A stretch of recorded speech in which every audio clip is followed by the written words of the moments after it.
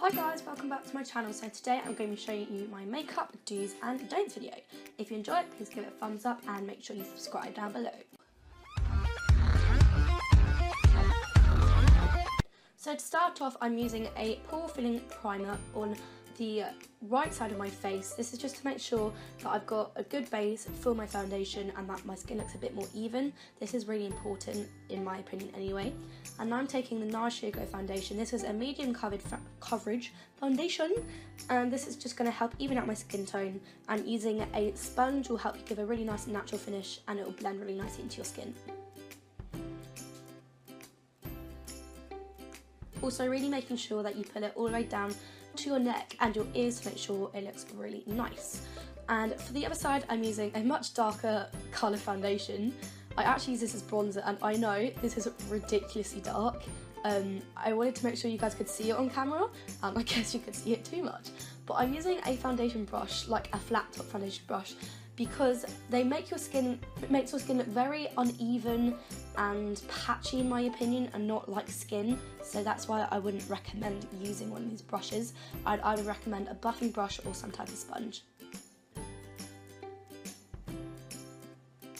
And then for concealer on the right side, I'm using a liquid concealer that is a shade lighter than my skin tone, and I'm putting this in a triangle underneath my eyes. This is going to help to brighten that area and give it a really nice lift and make it look a lot more bright.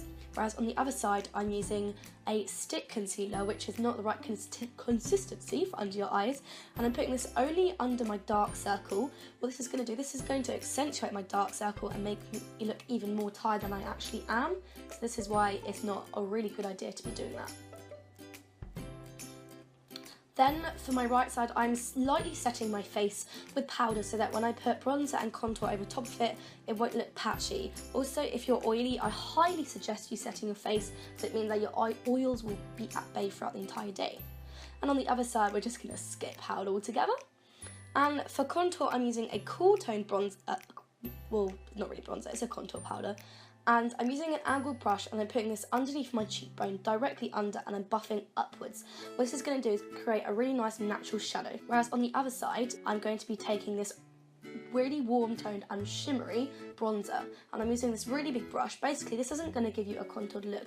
This is going to make you look very orange for a start, but also it's going to defeat the purpose of a contour, which is to have shadows and for it to be underneath your cheekbone. I'm moving on to blush. I'm taking this plum blush and I'm putting this on the tops of my cheekbones and bringing it down to the apple of my cheek. This is going to make my blush look really natural and not too fake.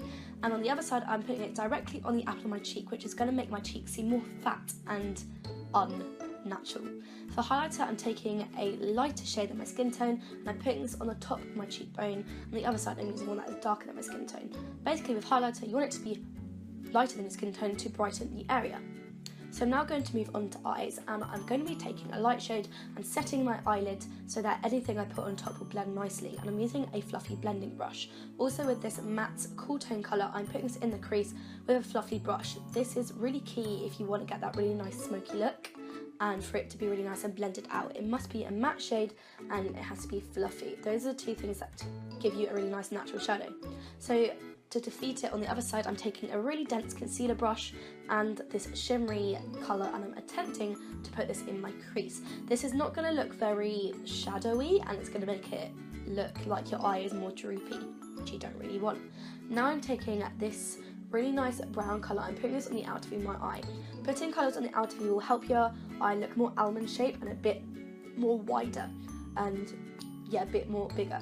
And then I'm also taking this really nice shimmery light shade and putting this on my lid. This will also help to accentuate my eyelid and make it look bigger.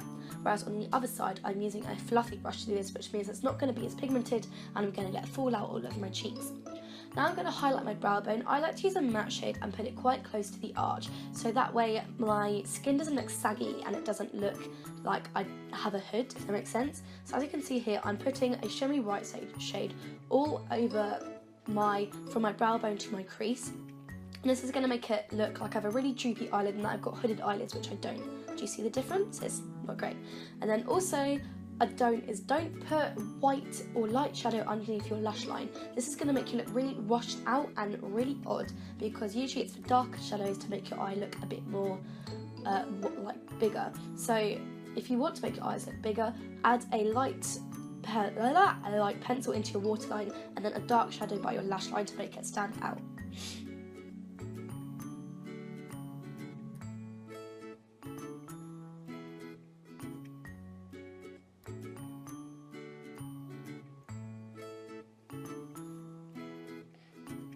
So for my brows, I'm taking the same pencil for both my eyebrows, and I'm going to start by brushing my hairs up and doing light feathery strokes where I don't have much hair. So this is how you get a really nice full brow without it looking too harsh, and you want to make it look like it is your natural brow hair.